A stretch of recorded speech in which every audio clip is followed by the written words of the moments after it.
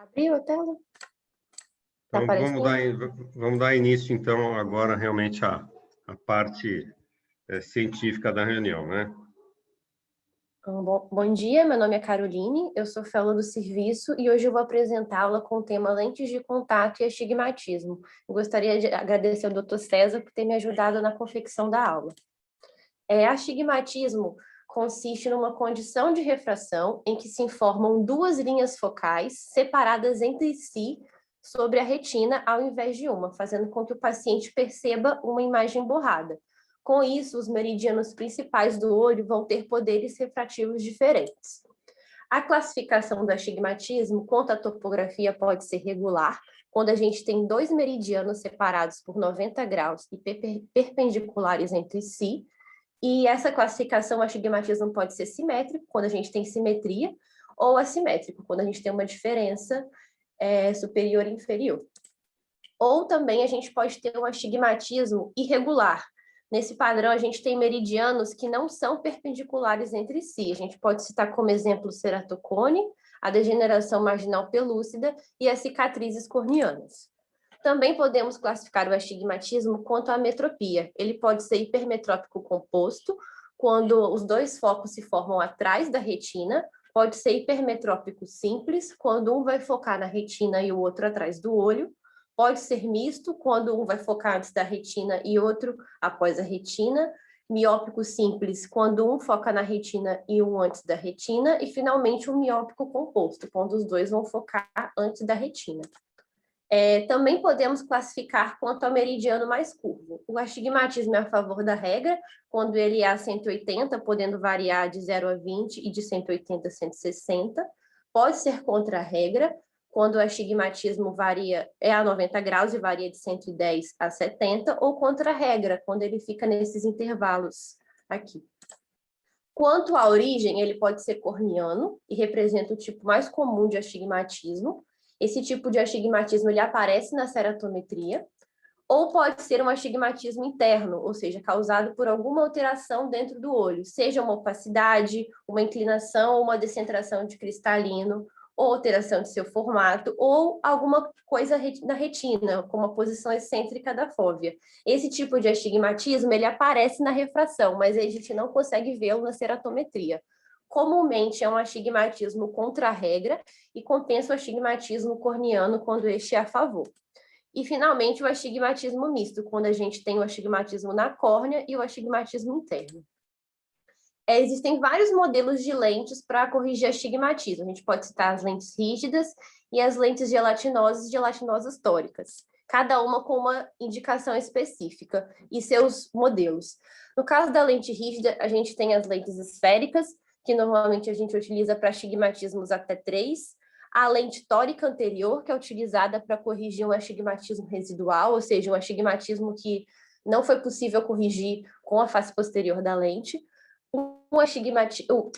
uma lente tórica posterior, em que o astigmatismo corneano apresenta dificuldade de adaptação com os demais modelos, ou o paciente tem uma tolerância ruim com os outros modelos, uma lente bitórica, em que a gente tem toricidade anterior e posterior, e normalmente a gente indica para astigmatismos mistos ou residuais.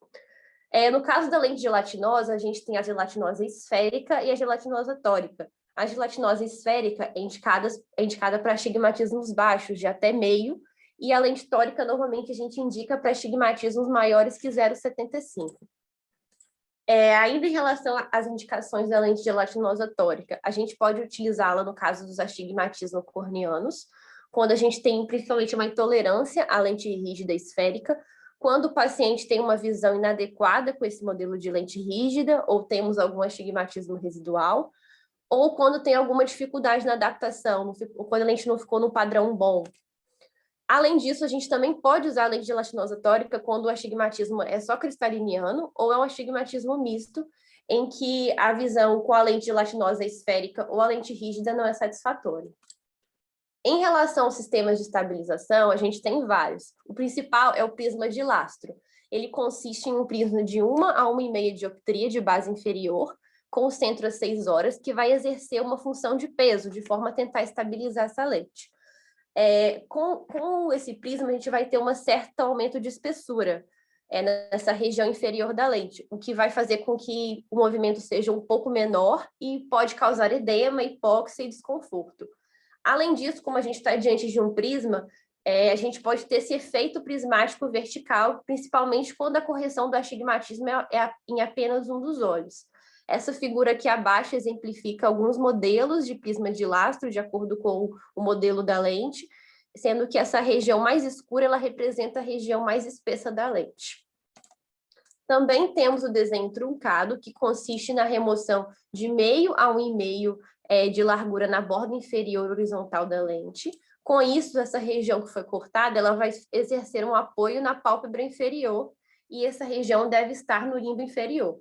Costuma ser associado com o prisma de lastro inferior de 1 a 1,5 dioptria. Também temos a estabilização dinâmica, ou desenho chanfrado, que consiste em ter um afinamento nas regiões superior e inferior da lente, com o objetivo de deixar a lente menos espessa e permitir com que essas regiões se apoiem entre as pálpebras. Com isso, o centro vai acabar sendo mais espesso. A toricidade da lente fica limitada à porção central da zona óptica, de 8 milímetros. Também temos a estabilização acelerada, que consiste em uma área mais fina nas regiões de 6 e 12 horas e 4 pontos espessos de estabilização da lente que ficam na região da fenda palpebral. Tem como vantagem o fato de não depender da gravidade, já que ela não fica na posição inferior, e além disso, a gente não tem esse efeito prismático que os outros sistemas apresentam. Também temos a lenticulação excêntrica, que consiste numa dupla área de afinamento periférico. Com isso, a gente vai ter uma lente com uma borda mais reduzida, que acaba sendo mais estável, mais confortável. Ela também tem um prisma que fica nos 2/3 centrais da lente, ou seja, fica na zona óptica, e normalmente é indicada para astigmatismos oblíquos. Em relação aos métodos de adaptação da lente, a gente tem o método de adaptação com a lente teste e o método empírico. No método da lente teste, a gente vai ter uma lente para a gente realizar o teste. A gente vai escolher uma lente com grau esférico cilíndrico e eixo semelhante à refração do paciente. A gente sempre tem que dar preferência à lente do fabricante que a gente pretende utilizar. E é interessante trabalhar com mais de um fabricante para a gente poder ter uma variedade maior de lentes. A curva base é escolhida de acordo com os parâmetros da ceratometria, em média 3 a 5 dioptrias mais planas que K. A gente prefere uma lente com um diâmetro maior, cerca de 2 a 2,5 milímetros além da córnea, porque ela tem que cobrir bem a córnea e a região do limbo. A gente vai, depois que colocar a lente no olho do paciente, a gente tem que aguardar um tempo para que ocorra a estabilização e a gente possa avaliar com mais cuidado a lente. Então, a gente espera cerca de 20 a 30 minutos. Com a lente no olho, aguardando esse tempo, a gente vai ter que avaliar alguns parâmetros, como a centralização da lente, se o paciente teve conforto com essa lente, como que essa lente movimenta e a rotação. E depois partir para a sobrerrefração, se necessário. Em relação à avaliação da lente, o movimento não deve ser excessivo, deve ser cerca de 0,5 a 1 milímetro, principalmente no sentido vertical ao piscar. É interessante também que a gente realize o push-up test, fazendo essa pequena compressão da lente para cima e pedindo para o paciente olhar para o alto para ver se a lente está apertada, se ela está frouxa. E também é muito importante, e seria assim, talvez o pulo do gato nessa lente, saber avaliar a rotação da lente. As lentes tóricas, elas costumam ter marcas de acordo com o fabricante em determinadas regiões. Essa marca ela deve ser alinhada. Se por acaso a marca não estiver no local que ela deveria estar, a gente tem que registrar o quantos graus essa lente girou, a gente vai medir na lâmpada de fenda e para que sentido ela girou, para saber determinar o ajuste que a gente vai precisar fazer para compensar essa rotação. Tem uma regra que se chama regra de Lars, que avalia essa rotação da lente. Left edge, ou seja, se a lente girar para a esquerda do examinador, você tem que adicionar os graus do giro, e se ela girar para a direita, a gente tem que subtrair esses graus do giro. Aqui é um exemplo. A gente tem uma lente com marcas a 5, 6 e 7 horas, e elas estão coincidentes com o local que ela deveria estar, elas estão compatíveis. Nesse caso, a gente não precisa fazer compensação, porque ela está alinhada. No entanto, se a gente tiver uma lente que rodou no sentido horário, ou seja, rodou à esquerda do examinador, a gente vai ter que adicionar o total da rotação no eixo da refração. Ou seja, então o eixo da lente que a gente vai adaptar é o eixo da refração mais o grau de rotação da lente. Aqui é um exemplo, um paciente com uma refração de menos 3,5, com menos 1,5 a 90. A gente vai partir para uma lente teste com o mesmo grau. Aqui a gente observa que a marca da 6, ela está desviada 20 graus no sentido horário. Então, a gente vai precisar compensar esse giro, aumentando no grau da refração. Então, a lente a ser solicitada vai ser menos 3,5 com menos 1,5 a 110. É importante destacar também que quando a gente solicitar a lente, quando ela chegar e a gente colocar essa lente solicitada no olho do paciente, ela vai apresentar esse mesmo giro que foi observado com a lente teste. Já se a lente rodar no sentido anti-horário, ou seja, à direita do examinador, a gente precisa fazer o oposto, a gente precisa subtrair o total da rotação no eixo da refração. Então, o eixo da lente a ser adaptada vai ser o eixo da refração menos o grau de rotação da lente. Aqui um paciente com a mesma refração que a anterior, menos 3,5 com menos 1,5 a 90, a lente teste escolhida com o mesmo grau. Aí foi colocada no olho do paciente. Foi observado que a marca das 6 horas desviou 20 graus no sentido anti-horário. Então, a gente vai precisar fazer essa compensação, diminuir 20 graus de 90, então o eixo da lente passa a ser 70. Então, a gente vai pedir com esse grau aqui e com esse eixo. É importante também destacar que cada hora de rotação corresponde a 30 graus no eixo de rotação. Se a lente rodar 30 graus ou mais, a qualidade da visão já fica bem prejudicada. Se a rotação for pequena, a gente já consegue tolerar, se for de 5 a 10. Outra coisa importante também é a questão da dinâmica palpebral. Quando a pálpebra superior fecha, ela tende a deslocar a lente e pode fazer ela girar tanto para nasal, que é mais comum, quanto para temporal.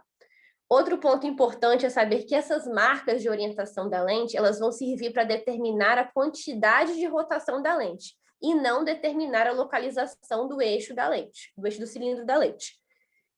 E como eu já falei anteriormente, ela vai se comportar da mesma forma se a gente fizer a compensação. Então, se ela rodou a 20 graus, quando a gente pedir a lente com a compensação, a marca vai continuar nesse mesmo local.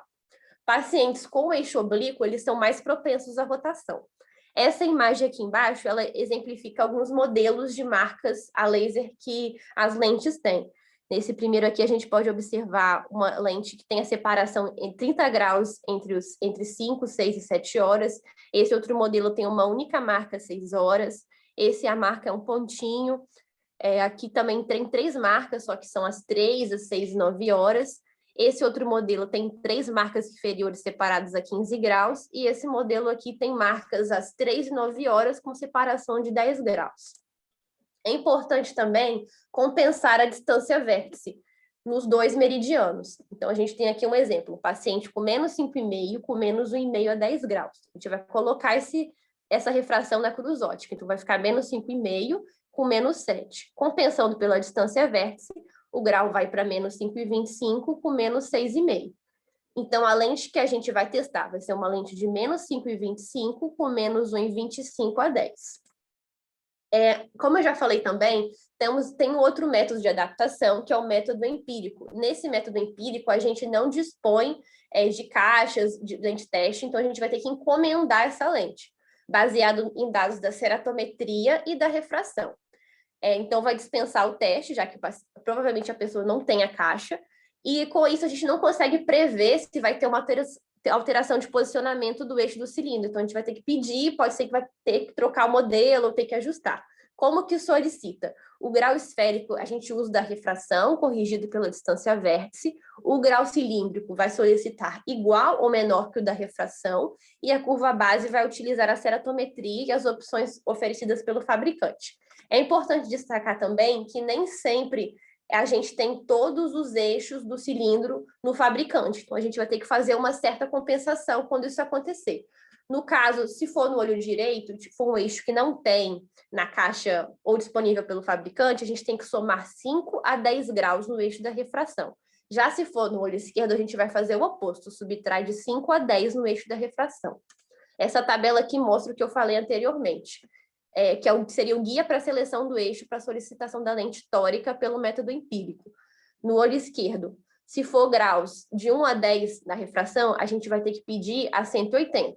Se for de 11 a 20, a gente pede a 10, sempre a menos. Já no olho direito, é o oposto. Se o eixo do cilindro na refração é de 1 a 10, vai solicitar mais, vai pedir 10. Se for de 11 a 20, vai solicitar 20 e assim por diante. É importante entender, então, e classificar o astigmatismo, porque dependendo do tipo, da magnitude ou do padrão do astigmatismo, existem lentes que são melhores para adaptação. É importante também sempre fazer o teste com a lente do mesmo fabricante que se pretende utilizar.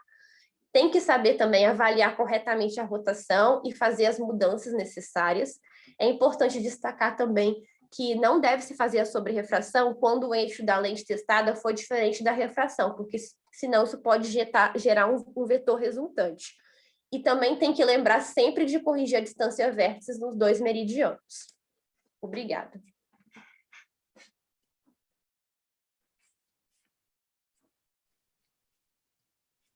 Alguém gostaria de comentar? Bom, foi bem completo, né? Só lembrar que quando a gente vai fazer um teste e a gente tiver lentes na caixa de prova, o grau negativo, evitar hipercorrigir no componente esférico e também no cilíndrico, hipercorrigir, e no hipermétrope tentar não hipocorrigir muito, porque tudo isso estimula a acomodação e a gente tem uma chance maior de erro, né? Lembrar que tem alguns fabricantes, principalmente com lentes convencionais de descarte anual, que elas vêm a caixa de prova, ela tem plano de esférico, plano de cilindro e só tem o método de estabilização, que é justamente para você ver o comportamento da lente, evitar problemas que às vezes a gente tem quando o eixo da refração é um, o eixo da lente é outro e ainda tem rotação. Mas o problema dessas lentes, quando a gente tem um poder muito diferente, é que a dinâmica da lente vai ser um pouco diferente por conta da ametropia. Se o paciente tiver uma ametropia negativa ou positiva mais elevada, o peso, a espessura da borda vai ser diferente e a lente pode se comportar um pouquinho diferente. Mas, de uma maneira geral, as principais informações já foram passadas. Acho que o Luiz quer fazer algum comentário, né? Isso mesmo, César. Levantei aqui a mão, rapidinho. A Carolina, ela comentou basicamente sobre as lentes as lentes descartáveis, que são lentes produzidas assim em série, né? Então moldadas, né? Ou injetadas. Mas existem também as lentes torneadas, que você não precisa fazer esse ajuste de 10 em 10 no cilindro. Você pode pedir o cilindro que você quiser, 1, 2, 3, 5, 15, né?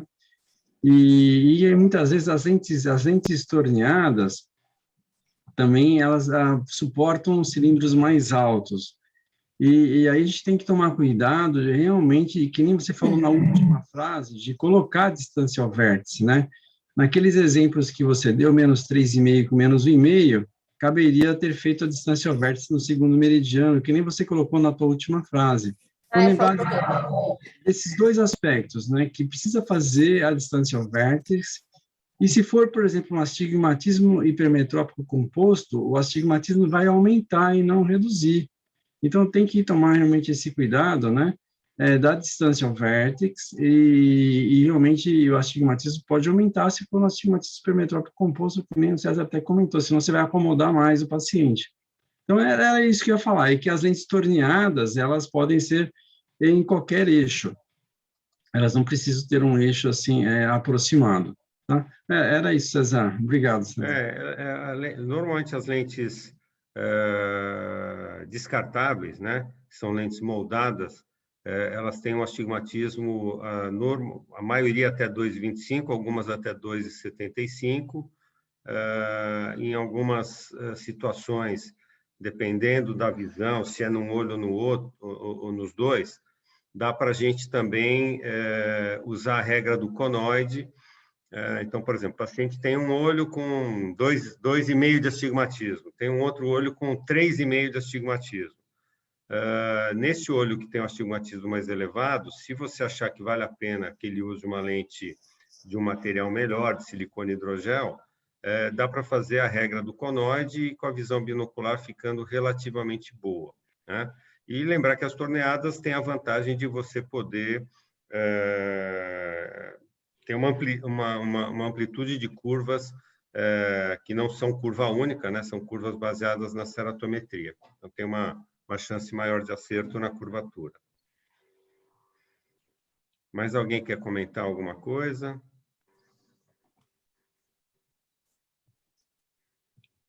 Bom, se ninguém tiver mais nenhuma observação, nenhum comentário, vamos adiante. Então, agora eu chamo a mim mesma. Deixa eu compartilhar.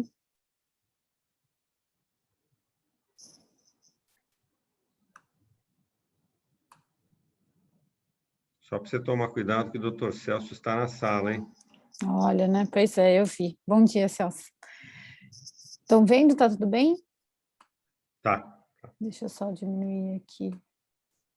Então, bom dia. Falarei sobre refração em criança, como, quando, quanto prescrever. Então, eu gosto sempre de começar lembrando alguns pontos importantes. Então, um deles é sobre amplitude de acomodação. Isso é relevante, um dos pontos relevantes. Então, amplitude seria o quê, né? O quanto nós conseguimos acomodar, e isso por essa tabela fica bastante nítido que quanto mais jovem o paciente, a capacidade de acomodação é alta. Por outro lado, isso não significa que será necessariamente confortável. Então, a gente tem que ter também na cabeça a tolerância. Então, tolerância seria o quanto eu consigo acomodar de maneira confortável. Então, tem essa tabela, tem esse cálculo para a gente fazer de acordo com a idade, mas tem esse método mnemônico, que é a regra da mãozinha, que basicamente seria o quê?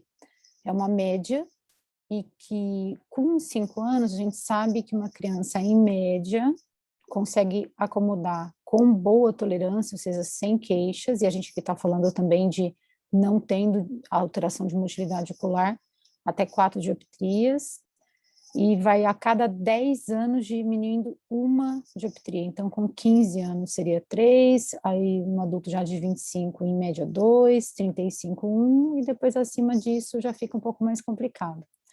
Outra coisa importante para relembrar, especialmente quando a gente está falando de refração em criança, é o que nós vamos utilizar para fazer a refração, salientando os colírios são diferentes, e o colírio de preferência é realmente o ciclopentolato. Então isso é uma coisa que eu fico batendo sempre a tecla, acho que agora todo mundo lida. Fazer refração em criança com tropicamida não é adequado, então às vezes você pega hipocorreções ou correções absolutamente inadequadas mesmo. Eu mesmo, talvez há 2 meses, uma criança prescrito um óculos para miopia, a mãe veio para pedir uma segunda opinião, a criança já tinha até entrado em espasmo, só foi por conta do óculos, na verdade. Você pergunta, foi dilatado, né? O famoso foi dilatado, foi dilatado. Tenta, às vezes, descobrir, e foi a mãe, mas ela não ficou tanto tempo assim, pelo menos não ficou reclamando, mas isso é muito subjetivo. Enfim, faça a refração, a criança é hipermétrope. Então, vamos lembrar de fazer sempre cicloplegia com ciclopentolato, lembrando que fenilefrina não tem efeito cicloplégico, tá? É apenas midriático.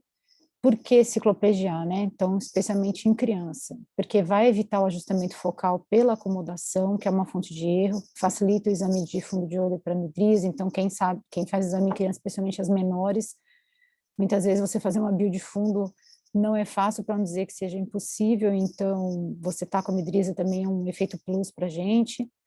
Uma gota de ciclopentolato 1% é suficiente, e na realidade, se for bem pingado, não tem necessidade de repetirmos, isso só aumenta os efeitos tóxicos. É interessante associar a tropicamida, são receptores muscarínicos um pouco diferentes uns dos outros, então dá até um efeito sinérgico, você pingando bem pingadinho, uma gotinha de cada, até volta mais rápido, então é menos efeito colateral, tem essa sinergia para midríase também, pela diferença da cicloplegia. Outro ponto importante a lembrar que são os pacientes que têm uma íris mais escura, os orientais podem sim ter mais resistência, então às vezes nesse caso é interessante você pingar o colírio, mas depois de uns 10, 15 minutos, ou seu auxiliar ou você observar se está tendo um efeito, porque pode ser necessário pingar novamente uma segunda vez.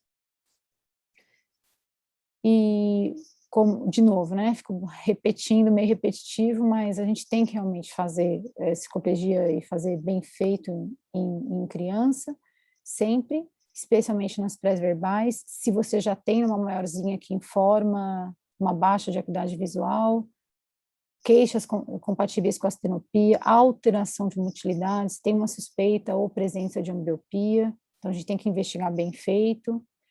Sobre o anestésico, a gente pode deixar isso para depois, então muitos preconizam sim, aumentaria a absorção, a criança chora menos, outros não, eu sou da família do não, mas isso a gente deixa para depois.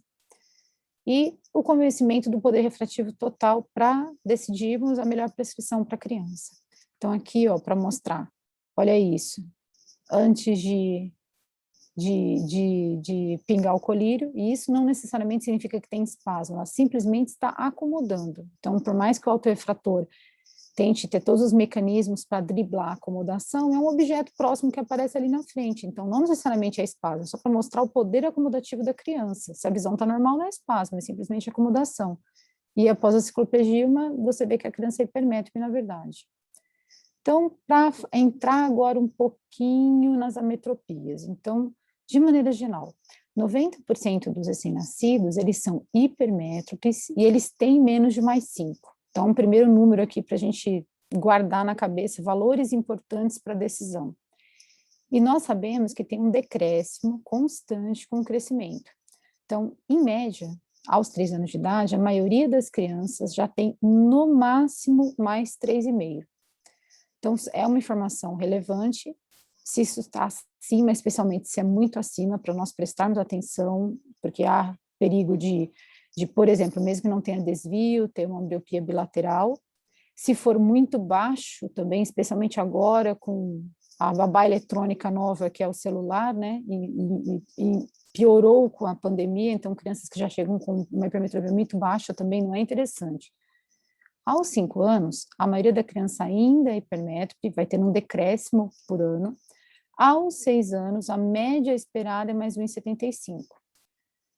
A partir dos 6, costuma ter, então, essa diminuição constante, em média 0,12 por ano, e o astigmatismo também costuma ser baixo, costuma ser simétrico. Muitas vezes o astigmatismo até desaparece, então não é nada que, meio de cilindro. Em princípio, simétrico nos 2 olhos, eixo semelhante, nada preocupante, mas nós temos que prestar atenção se o astigmatismo for maior do que 1,5, porque já há risco também de algumas coisas acontecerem, como a ambliopia meridional. Como se examina a criança? Então, bom, fazendo uma piada que o chefe gosta do Dr. César, né, prazer, isso aqui é o retinoscópio, viu, um aparelhinho, sai uma luzinha. Então, criança, a gente, obrigatoriamente, a gente precisa saber fazer refração com retinoscopia. Eu já, como disse, já tive algumas experiências, e se é segunda opinião, terceira, de coisas assim atrozes feitas porque passado em autorrefrator, e quanto menor a criança, pior ainda, a criança não vai ficar quietinha, dá erro, tem que ser retinoscopia.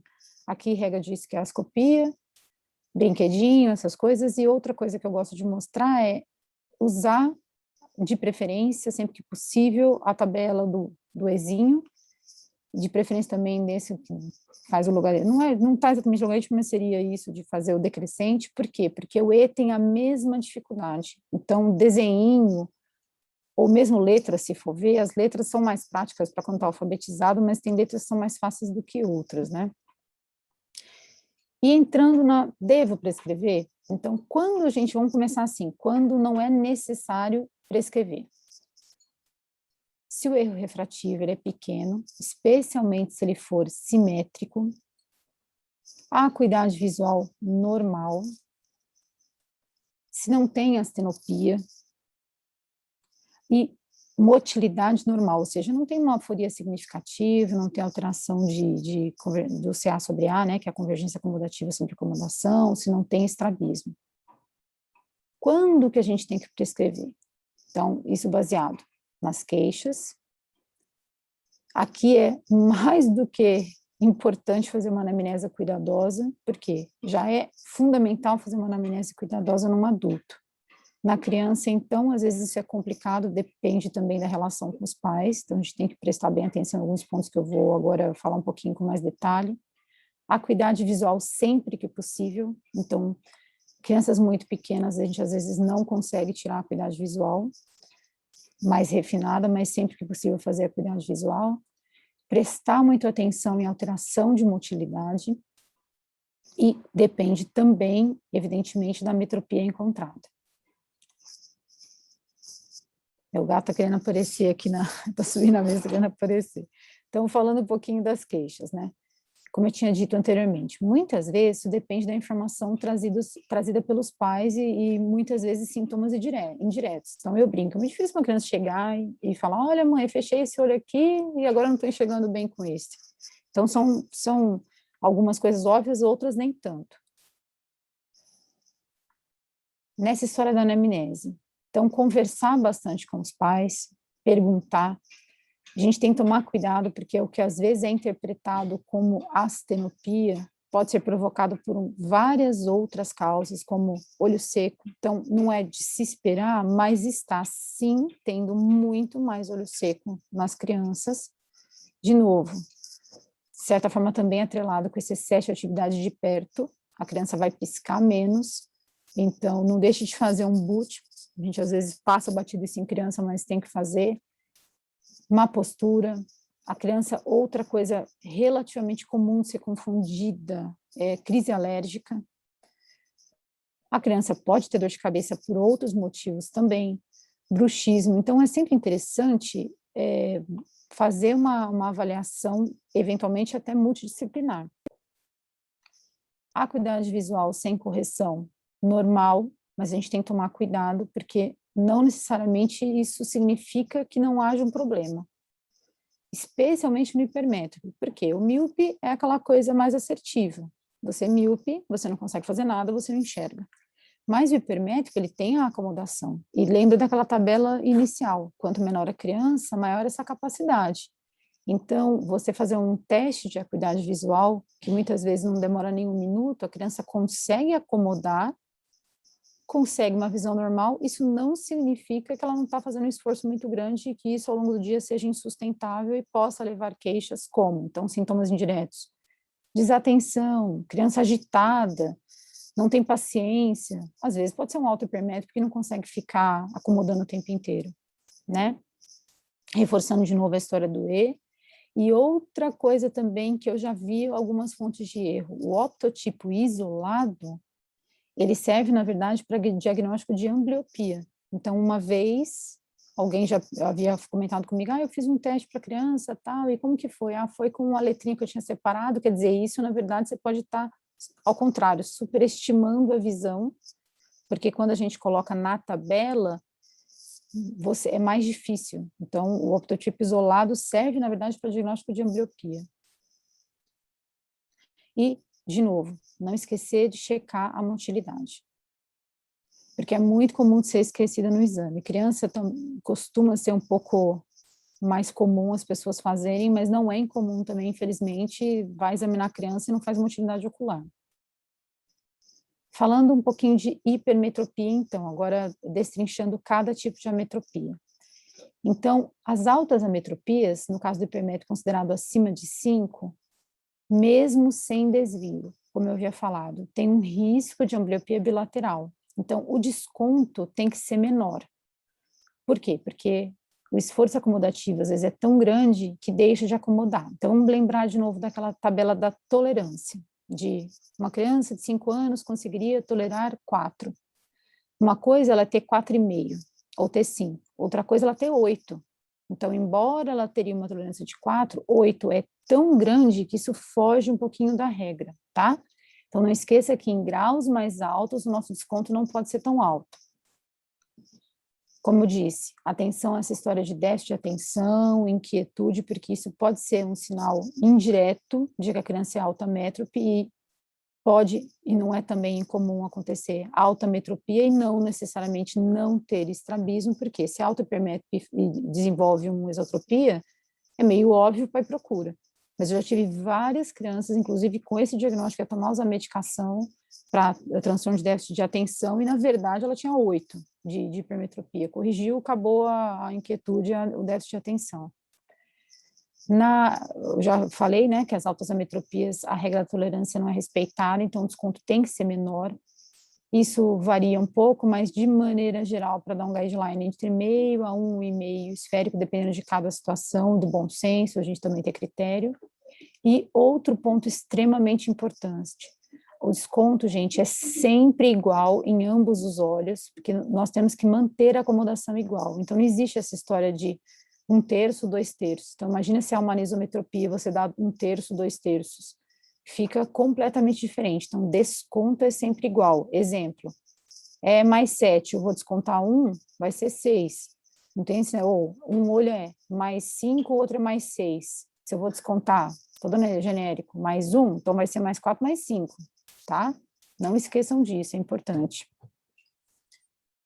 Crianças não estrábicas, então, com queixa visual, mas com uma hipertropia baixa, vai dentro da tolerância. Então, aqui entra um pouco também do bom senso.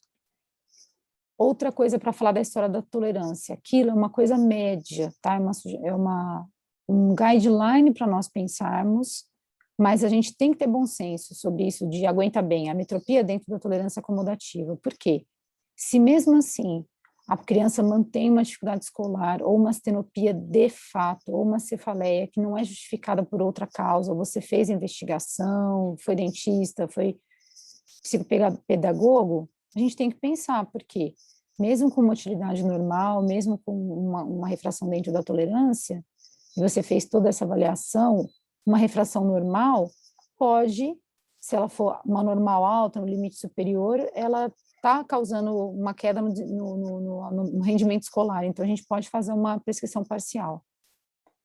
E outro ponto também, que crianças que têm atraso do desenvolvimento, elas são mais hipoacomodativas, então a regra para elas não funciona tão bem, tá? Às vezes criança que tem atrasos ou síndromes não... atraso ou síndromes, elas acomodam menos. Falando um pouquinho de miopia agora, para entrar na parte final da aula.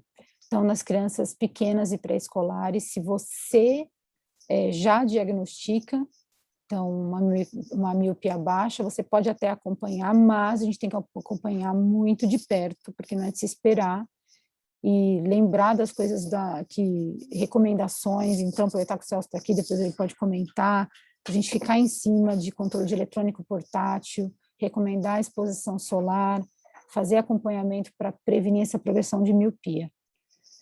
Ou a principal teoria é o defóxio hipermetrópico, né, pela lente corretora, orientar os pais, fazer esse controle a cada 6 meses, em crianças escolares. Agora está um pouco diferente, porque está tendo muita aula online e vai começar a retomar, mas se ela já estiver numa atividade escolar, evidentemente você tem que prescrever, senão ela não vai conseguir ter um bom desempenho escolar, e que não tem qualquer evidência de benefício de prescrição parcial no controle da progressão, tá? Então, esses são conceitos já há tempos que caíram por terra. Não adianta hipercorrigir nem hipocorrigir, a gente tem que corrigir o que é o correto, o total. Para falar um pouquinho de astigmatismo, então, investigação é fundamental, prevenção de ambliopia, existe sim ambliopia meridional, não é um negócio tão comum, mas existe. De novo, crianças pequenas, com um astigmatismo pequeno, que seja bilateral, simétrico, irregular, não precisam ser corrigidas, geralmente isso desaparece, inclusive, com o crescimento. Os astigmatismos limítrofes, então, -1,5, -2, especialmente contra a regra, nós temos que acompanhar, porque tem esse risco de ambliopia, e, de novo, em criança, a prescrição de astigmatismo deve ser total. Então, não há por que fazer prescrição parcial, regra de conoide em criança. O exame, de novo, sempre sob psicoplegia, e a tolerância costuma ser muito boa, a adaptação é fácil. Aqui é aquela tabelinha resumos, tem na Sociedade Brasileira de Oftalmologia Pediátrica, tá? Que fala sobre a miopia, quando é simétrica, quais são as tolerâncias, hipermetropia, se é simétrico e ortofórico, né? Então, lembre-se, desvio é um caso à parte, falando quando tem desvio, astigmatismo e anisometropia. Especialmente, para falar um pouquinho de anisometropia, só lembrar que a anisometropia hipermetrópica é a mais perigosa. Então, às vezes, diferença de apenas mais um em hipermetropia pode ser o suficiente para ambliopizar. Então, em hipermétropes, prestar atenção quando você identifica uma anisometropia. Antes de prescrever. Então, tentar refinar, óbvio, uma criança muito pequena não vai dar, vai ser na nossa experiência, mas uma criança menor, mas que informa a tabela, ela pode não responder, está melhor com esse, mas você pode ver com qual ela responde mais rápido. E sempre que possível, testar em armação infantil, se quer uma armação infantil, a gente brincar um pouquinho, facilita todos esses testes. Para falar das lentes, tamanho de armação. Então, em criança, né, o menor possível, bem ajustado ao rosto. Material de armação. Então, quanto menor, mais importante ainda você ter uma armação de acetato ou de silicone, porque criança, a gente não vai enrolar numa bolha e falar, você não vai brincar, não vai fazer as coisas. Então, armação de metal, para crianças pequenas, eu não gosto, acho perigoso. Já vi casos de ferimento, porque a criança caiu, quebrou, então pode ter alguma coisa até eventualmente mais grave. Material da lente, gosto muito do Trivex, ele é muito melhor que o policarbonato, já teve inclusive quebra de patente, o preço está atrativo, ele tem a leveza de um acrílico, uma resistência do policarbonato. Distância ao vértice, menor possível nas altas ametropias, não esquecer disso em criança também, centro óptico. Então é bom também, inclusive, ter indicações de algumas óticas, sempre que possível, que lidem com criança, porque a gente tem que ter muito mais paciência, inclusive, para medir, para fazer as coisas e para ajustar, para testar, tem que ter uma ótica também boa de lidar com essa parte que é o óculos em si. Falando um pouquinho de índice de refração, que quanto mais alto a lente fica mais fina, lembrar de chromase, melhor a estética, lembrar das lentes superasféricas, especialmente nos altos amétros positivos. E outra coisa que eu brinco de deixar a criança escolher, não nas muito pequenininhas, mas uma criancinha que já tem um pouquinho mais de opinião, porque muitas vezes a criança é a primeira que vai usar óculos na casa, e sempre tem o vizinho, a avó, ai que dozinho e tal. Então a criança precisa também gostar da armação. Evidentemente, dentro do que seria o adequado, mas não adianta, às vezes, o pai querer que a criança use uma armação e ela gostou de outra. Isso, às vezes, pode ser até uma inibição da criança não querer usar os óculos. Aqui para mostrar alguns exemplos, né, de armação de acetato, criança pequenininha, então essa foto para quê? Que a criança era um desvio acomodativo, criança sim usou óculos bonitinho, armações coloridinhas, né, isso facilita a adaptação. Acho que era isso. Obrigada, deixa eu interromper. Tentei correr um pouquinho para não atrasar, espero que não tenha sido muito corrido. Pronto. Alguém quer comentar alguma coisa? Não sei se o Celso está presente, quer fazer algum comentário. O Celso é um grande especialista na área. Bom dia, César. Bom dia, amigos. Obrigado mais uma vez Samantha, por participar da reunião, hein? Eu que agradeço você aí pelo convite. Bom, eu queria fazer só uns comentários, só uns lembretes. A Samantha, como sempre, foi fantástica em sua aula. Ela não colocou ao acaso quando ela associa ciclopentolato com tropicamida, ela descreveu muito bem, ciclopentolato, tropicamida, exatamente porque o mecanismo, o tempo de ação das drogas são diferentes. Se você vai associar, você não pode pingar tropicamida e 5 minutos depois pingar ciclopentolato. O tempo de ação ideal de uma vai ficar totalmente diferente do outro. Já se você pingar o ciclopentolato primeiro e esperar 5 minutos pingar a tropicamida, o tempo ideal de ação, o potencial máximo de ação vai ficar quase que coincidente, e aí você vai poder fazer um melhor exame, o exame mais preciso. Por isso que exatamente que ela colocou dessa forma.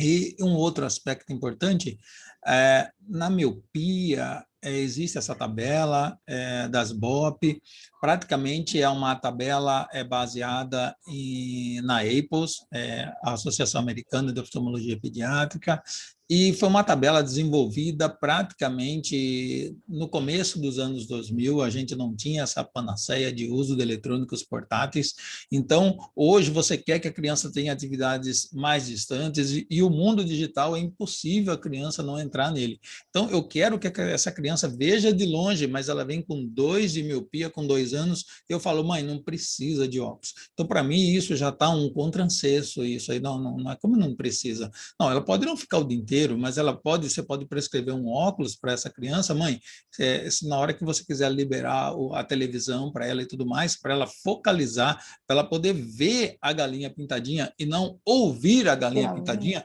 coloca o óculos nessa criança para ela poder participar lá. Senão nunca ela vai querer ver a galinha embaçada, ao passo que se ela pega o celular e vê aqui, ela vê totalmente nítido. Então, essa regra geral existe, ainda está aplicada totalmente no site, está lá disponível para todo mundo, mas temos que ter esse cuidado. Foi até uma juíza que me fez essa consideração. Acho que sua conduta não tem senso, doutor Celso. Aí ela me falou assim, por que você quer que olhe longe e não passa o óculos de miopia de 2 para minha filha? Tá bom, então vamos passar aqui, doutora, usa no isso mesmo. Isso é importante. Eu acho que eu tinha uma outra coisa a falar, mas agora eu esqueci. Tá bom. Deixa o Marcelo e a outra turma aí falar, né? Senão o Marcelo fica triste, não vai falar nada. Bom, o que eu queria acrescentar, assim, que a gente recomenda evitar cicloplegiar antes de examinar a criança, né, que às vezes acontece. A Samantha falou bem da história da anamnese, e eu até só colocaria um parêntese. Quando possível, tentar ouvir a criança, porque tem pais que não deixam a criança se manifestar, e quando você puder conversar com a criança, eu acho que vale a pena. Aí também, assim, para ouvir um pouquinho a opinião de vocês, obviamente que criança não é só a criança em idade pré-escolar ou no início da idade escolar, mas a gente às vezes tem crianças com 10, 12, 14 anos que já são praticamente adolescentes, e aí eu nem sempre cicloplegio, né?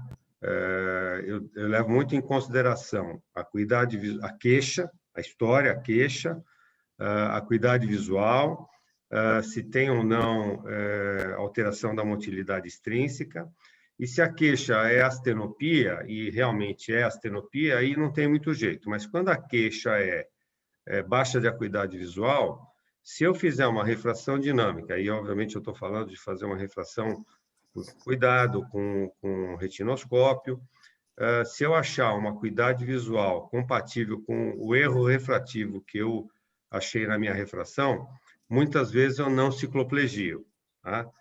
Prescrevo porque está tudo compatível, tempo de história, acuidade visual, e eventualmente, quando eu quero tirar dúvida, se nesse caso a criança não tem nenhuma alteração da motilidade, não tem, a princípio, uma queixa compatível com astenopia importante, eu uso até só tropicamida, uso 2 gotas de tropicamida para confirmar a minha refração, saber se vocês fazem dessa forma ou não. Eu dificilmente uso refrator automático em crianças, se usar só em crianças um pouco maiores e com cicloplegia, e eu uso muito a retinoscopia como método diagnóstico.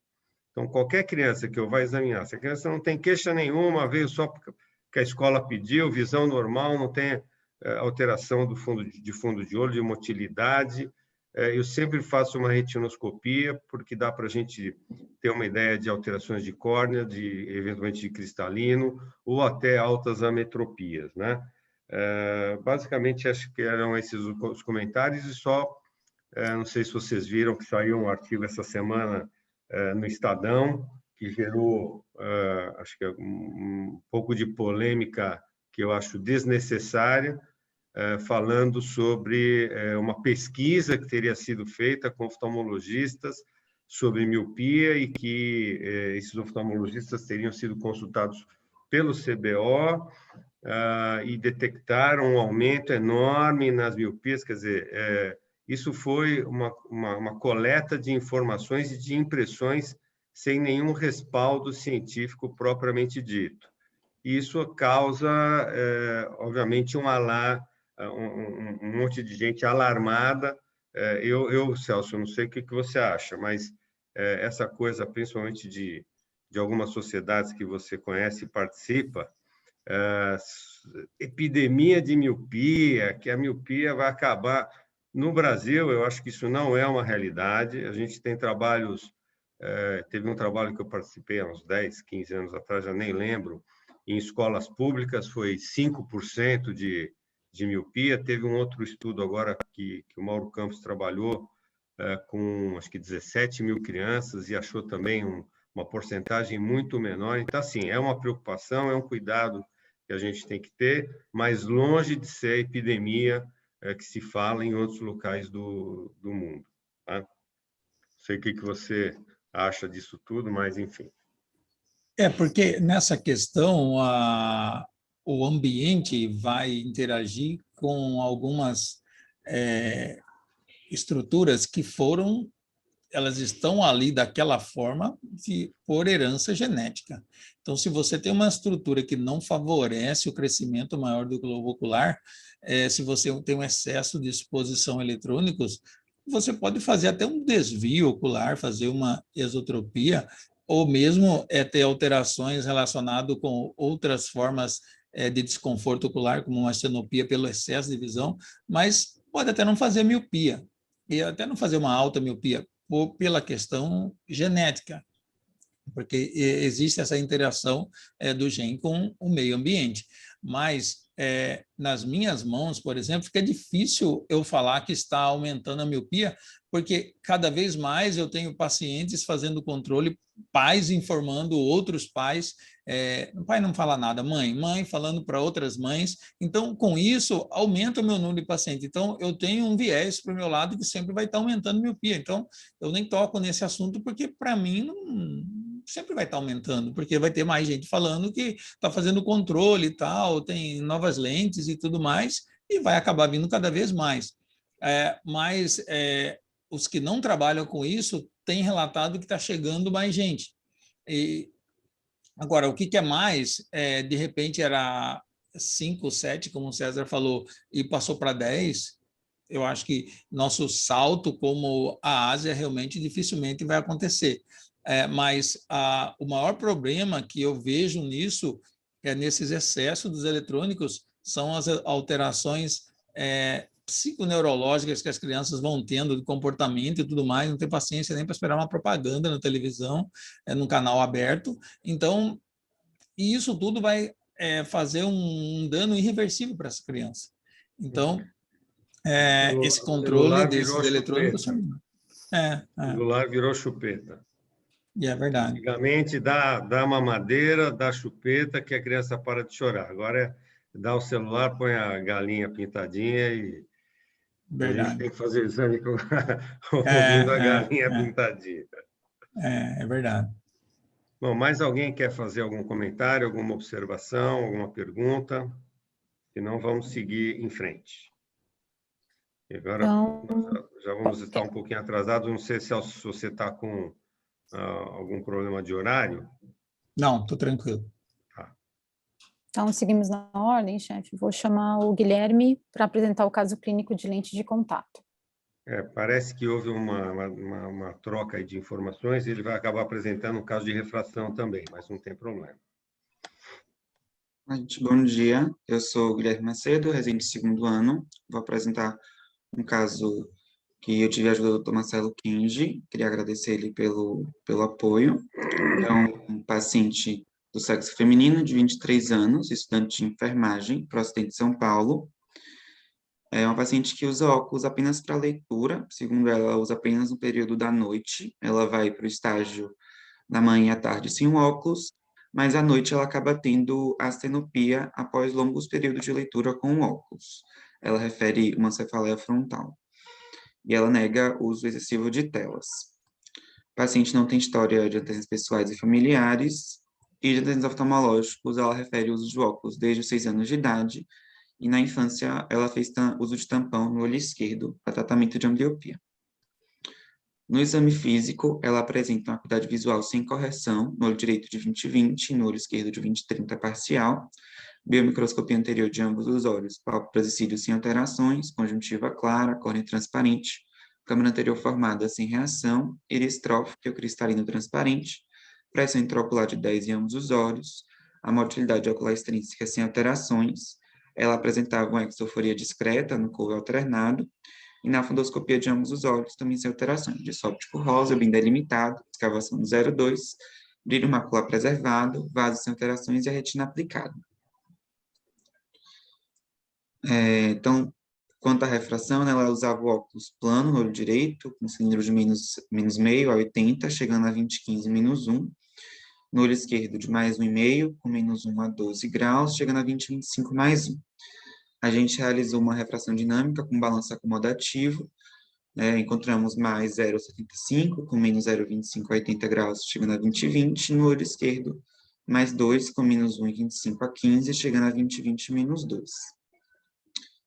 A gente fez a medida da amplitude de acomodação dessa paciente com greens, ela chegou no direito a 8,75, né, a gente mediu, né, a amplitude de 8,75 dioptrias, e no olho esquerdo de 6.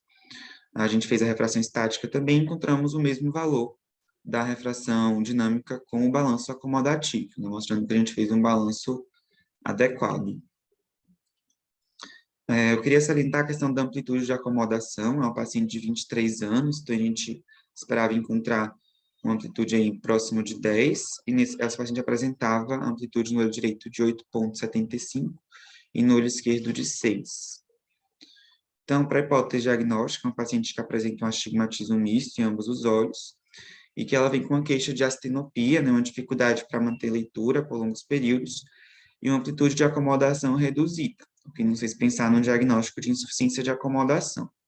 Mas, além disso, ela apresentava essa exoforia, né, no cover alternado, que poderia também explicar a questão da astenopia. Então, eu queria abrir para discussão, né, uma paciente jovem, né, que tem uma demanda visual, com queixa de astenopia, com essa antecedente de ter tratado, né, ambliopia no olho esquerdo, discutir quanto que vocês prescreveriam, né, se prescreveria o total mesmo, sendo que é uma paciente que tem uma tolerância acomodativa a priori de 2 dioptrias, né, com uma refração bem menor, mas que ela tem queixa de astenopia, e ainda mais com essa questão da exoforia, né, se a gente prescreveria essa lente positiva, sendo que a gente poderia aumentar ainda mais a manifestação da exoforia, mas ao mesmo tempo a gente tem essa suspeita, né, de insuficiência de acomodação, então seria interessante prescrever o grau positivo total, né. Queria questionar também se vocês costumam observar essa assimetria, né, da amplitude de acomodação, o que ela apresenta essa assimetria, e salientar também a importância que foi, né, o balanço acomodativo, feito de forma adequada, a gente encontrou o mesmo valor da refração dinâmica com a refração estática, né, mesmo sendo um paciente jovem. Se no dia a dia vocês costumam aplicar, né, o balanço acomodativo, né, a gente teve uma aula recente no setor do Dr. Milton, sobre balanço acomodativo, nesse caso se mostrou super eficiente. E é isso, queria abrir para discussão esses pontos. Samantha, quer aproveitar que você deu aula agora, se tem alguma consideração sobre o caso? Vamos lá, tenho algumas considerações, depois vamos ver a opinião de vocês, mas primeiro ponto aqui, né? Ela anisométrica desse jeito ficou um pouco amblíope, e aí pode ser que essa menor amplitude de acomodação simplesmente seja pelo fato de que estava sem correção, era sem correção, né? Não estava usando nada, não é isso? Isso. Não estava usando nada, então ela tem essa anisometropia, e aí pode parecer paradoxal, mas às vezes a foria se manifesta justamente por não estar corrigido, exo. E esse é um ponto difícil, que é a cruza caldeirinha, porque se você passa, vamos pensar, se você passa total, a prescrição total, você pode descompensar, mas alguma coisa você tem que passar, porque justamente você está com uma melhor correção e está confortável e balanceando essa paciente, corrigindo essa diferença que não estava sendo corrigida, a foria pode melhorar. Não sei se deu para entender o que eu falei, tá? Então, total eu não passaria, porque pode piorar a foria da paciente, Mas, ao mesmo tempo, a gente tem que prescrever algo para poder dar um conforto maior. Pode ser até que essa amplitude de acomodação melhore por causa disso, porque na hora que você corrigir, o esforço fica equilibrado dos dois lados e ela fica normalizada. Então, em termos de prescrição, não sei se a gente já fala e depois vocês comentam a opinião de cada um, eu faria com desconto, mas mantendo, obviamente, essa aniso, porque já deve melhorar. Então, desconto total, que você falou de amplitude da tolerância. Descontar tudo de jeito nenhum. Você vai até transformar esse olho aqui e colocar míope. Sim, é. Eu descontaria, de repente, por exemplo, 0,75. Aí, outra coisa que é um ponto pessoal, né? Foi muito bom que vocês ficaram em balanço, com o balanço ficou parecido, mas isso não é usual. Então, pacientes que têm alteração, etc., eu sou de Ribeirão, então a gente não é muito fã de balanço, o doutor César o doutor Luiz também deve se lembrar discussões veementes do professor Lei quanto a isso, então até legal Você não gosta de legal. balanço porque não teve infância. Toda criança gosta de balanço. Olha que eu brinquei em balanço, hein, chefe? Mas foi muito feliz que o balanço ficou parecido. Então, vamos ver o que vocês acham. Mas a minha conduta seria essa. Mas o principal ponto, não sei se vocês conseguiram entender o que eu falei da foria. É difícil isso, quando é X, quando é exo. Se fosse ESO, era uma coisa. Quando é exo, se você passa total, piora. Mas não passar ou dar muito desconto, na verdade, pode ser o fator de estar acontecendo também. A gente tem que corrigir alguma coisa. Luiz, quer dar alguma sugestão? Eu gostei dos comentários da Samantha, é mais ou menos isso que eu faria mesmo, né? Então, assim, tentar não estimular muita acomodação. Agora, eu tenho a impressão que a anisometropia está sendo a responsável principal pela foria, porque ele não consegue fundir muito bem a imagem, né? Ele tem dificuldade de fundir. Então, quando você corrigir essa anisometropia, ele vai fundir melhor a imagem, né? A imagem vai chegar aos 2 olhos focalizados, né? Para ele enxergar. E para você não estimular o relaxamento excessivo da acomodação, descontaria em meio grau, 0,75, para que ele não tenha esse problema de relaxar a acomodação. Pelo que dá para entender, no olho direito, ele acomoda atualmente meio grau para poder enxergar no olho direito, né? E no olho esquerdo, o equivalente esférico ali, meio grau aproximadamente também. Ele acomoda em torno de meio grau. Hoje, sem correção, ele acomoda meio grau para poder enxergar, né? Se você tirar meio grau dessa prescrição, ele vai continuar acomodando os mesmos meio grau. Então, eu acho que você não relaxa a acomodação se você descontar meio grau, e você vai melhorar a anisometropia, que vai fazer com que os 2 olhos focalizem ao mesmo tempo, deve corrigir esse desconforto dele. Em relação ao balanço acumulativo, eu queria também falar, assim, a minha experiência com o balanço acumulativo realmente, na realidade, é muito boa, só que você não pode fazer só o balanço acumulativo. O balanço acumulativo, ele não relaxa totalmente a acomodação. Depois disso, você tem que fazer o fogging, né? E aí, na minha prática, o encontro do resultado com a refração estática é sempre muito, muito, muito semelhante. É difícil, até a gente podia, de repente, fazer aí um trabalho, aí a gente faz o balanço, depois faz a reserva e vamos ver o que acontece, né? Até seria interessante, viu? Não como desafio, como um estudo para ver mesmo, né? Para ver a utilidade, porque fazer a refração dinâmica, eu acho muito interessante você fazer antes da estática, porque você tem uma ideia de quanto o paciente acomoda, quanto que ele pode relaxar a acomodação, quanto que ele consegue enxergar, né? Eu gosto bastante de fazer antes de fazer a estática. É isso aí, falei demais já. Eu, quando faço o balanço acomodativo, eu já faço junto um fogging, no mesmo procedimento. E acho que é justamente para esses casos em que a gente tem dúvida se essa refração justifica ou não as queixas do paciente, porque muitas vezes a gente encontra um valor bem diferente da refração dinâmica sem fazer o balanço. A observação que eu faria aqui seriam 2. Uma, quando o paciente tem exoforia e tem astenopia, eu sempre me preocupo um pouquinho para não acabar piorando, como foi comentado.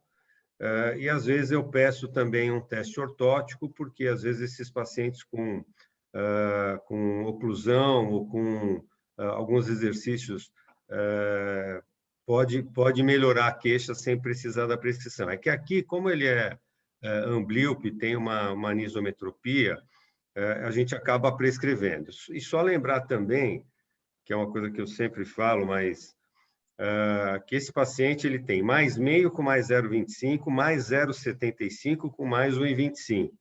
Então, cuidado na hora de fazer o desconto. Então, se ele tem no olho direito mais meio com mais 0,25, eu devo evitar tirar mais do que meia dioptria.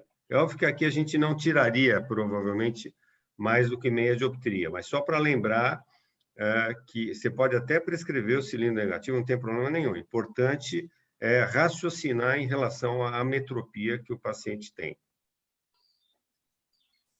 Então, obrigado pelas considerações. Então, basicamente é manter a refração em uso dela, então, né? Porque descontando meio, vai voltar praticamente, praticamente não, ele volta praticamente a refração atual, que ela só usa para perto. Ou considerar outro motivo para essa desconforto sempre no final do preocupação dia. Em relação à exoforia. Uhum.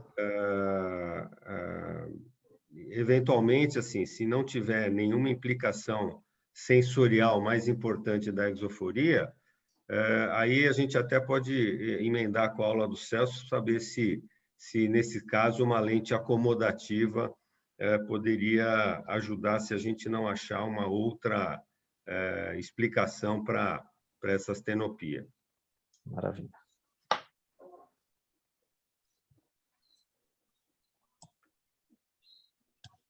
Pode continuar para a gente não atrasar muito? Pode. Tem aula do Celso também. Eu vou chamar a Gabriela, então, acho que na sequência é ela. Isso, a Gabriela com outro caso clínico de refração. Oi, bom dia. Deixa eu compartilhar a tela.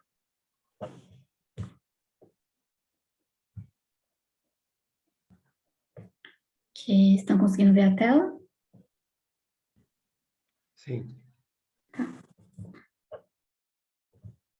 Bom, então, bom dia a todos. Eu sou a Gabriela, sou fellow aqui do setor. Vou apresentar um outro caso clínico de refração.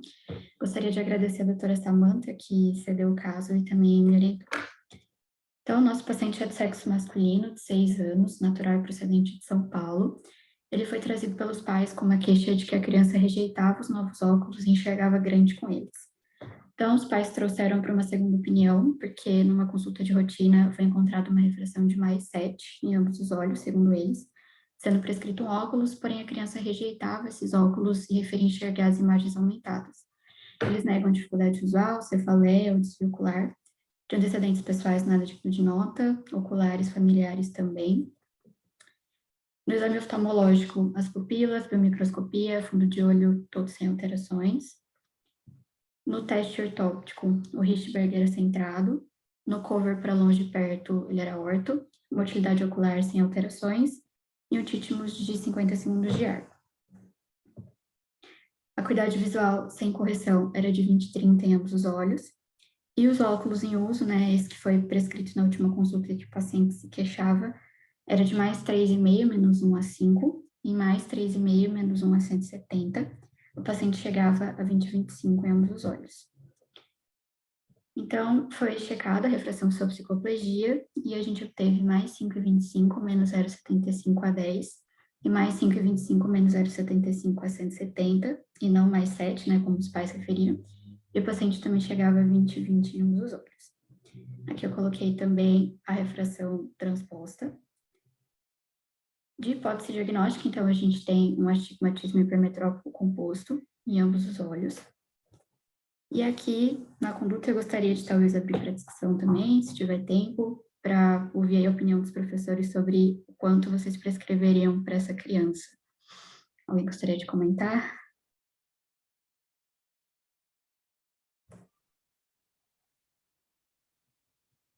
Não sei como é que estamos de tempo. Doutor César, quer que o Celso fale alguma coisa ou seguimos por causa do tempo? A gente está um pouco atrasado, né? Nós estamos um pouquinho atrasados. Atrasado. Então, pode seguir, Gabriela, por favor. Tá bom. Bom, então aqui foi optado por realizar um desconto de 3 dioptrias e a prescrição final foi de mais 2,25 menos 0,75 a 10 e mais 2,25 menos 0,75 a 170. Essa criança chegou a 20/20 também. e ela foi observada durante uma semana com os novos óculos, e os pais referiram uma melhora das queixas e da aceitação, também negaram cefaleia ou qualquer alteração de hábitos, né, como se aproximar da TV, virar o rosto ou apertar os olhos. Aqui, para finalizar, só algumas considerações sobre esse caso, né, que se trata de uma criança ortofórica sem queixas e que tem uma refração estática mais alta do que a tolerância acomodativa média para a idade, que seria em torno de 3 a 4 dioptrias. E apesar de ser um paciente que não tem queixas nem dificuldade visual, a ausência de correção poderia levar a uma ambliopia bilateral. Então, por isso foi optado por prescrever refração estática com esse desconto de 3, também para resolver essas queixas associadas à hipercorreção da hipermetropia. Então, era isso. Obrigada. Eu só queria saber o que vocês atribuíram à queixa da criança com óculos anterior. Bom, o caso é meu, na verdade, nem tanto ambliopia, porque não tinha 6, né? Mas nas queixas foi interessante porque os pais vieram exatamente por conta disso, que a criança reclamava o tempo inteiro que tudo estava grande. Eu achei interessante aquela história de perguntar para a criança, não só para os pais, né? Conversar com os dois. E só para frisar também que a criança realmente era orto. Não tinha nada, não tinha nem foria para perto. E aí conversa, a rejeição era por isso, é comum, criança, não, às vezes, quando não precisa, no final das contas, hipermétrope é bem diferente de míope, eles têm uma rejeição mesmo com os óculos, mas os pais referem ter insistido bastante no uso, por preocupação, porque o pai tem alta hipermetropia, então são pais que estavam mais atentos, e a criança sempre rejeitando e sempre com a mesma reclamação, e eu conversando com a criança era a mesma coisa, tia, fica grandão demais, é esquisito, tudo fica grandão demais, é esquisito, vejo tudo grande. Então, eu decidi ser um pouco mais generosa na prescrição, porque 5,25 para 6 é um pouquinho alto, pensando na escola. Os pais frisaram que não tinha reclamação de cefaleia, de nada, nem com aula online, ele vai retomar agora, por isso que eu decidi dar essa prescrição já um pouquinho mais generosa de desconto. Eu quis trazer justamente por conta disso, se vocês tinham alguma coisa diferente para fazer. Não, mas era isso. Qual que seria a explicação? Porque normalmente as crianças acabam aceitando bem os óculos, relaxo, acomodação. Só para entender o que você pensou no porquê a criança tinha essa queixa. Ele tinha um perfil mais observador, porque eu que atendo bastante criança, a maioria das crianças é isso mesmo. Aceita, não reclama, não sei o quê. Mas a gente tem os personalidades tipo A, cri-cri, desde criança, né? Eu tenho algumas crianças minhas que são super observadoras com as coisas, informam o cilindro super bem, reclamam de eixo, fala que, nossa, 0,25 fez diferença, aí você olha assim meio desconfiado, às vezes o pai fala, doutora, ele é assim mesmo, meio metódico com as coisas.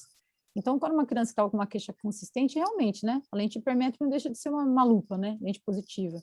Eu acabei acreditando no que o menino estava contando, e já que era uma queixa também de meses, os pais falavam, e por isso que eu decidi dar um desconto maior, para também não deixá-lo sem nada. Legal. Seguimos, então? Seguimos. Depois que a coisa der tempo no final, a gente fala, né? Então, agora, o doutor Fernando vai apresentar o artigo científico. Fernando está aí? Está sem áudio, Fernando. Tá sem áudio, Fernando. Precisa ligar o áudio. Ok, agora? Sim. Ok. Bom dia, Samanta. Bom dia, César. Bom dia a todos. Vamos lá. Vocês conseguem imprimir a tela? Ainda não, Fernando. Ainda não. Só um momento.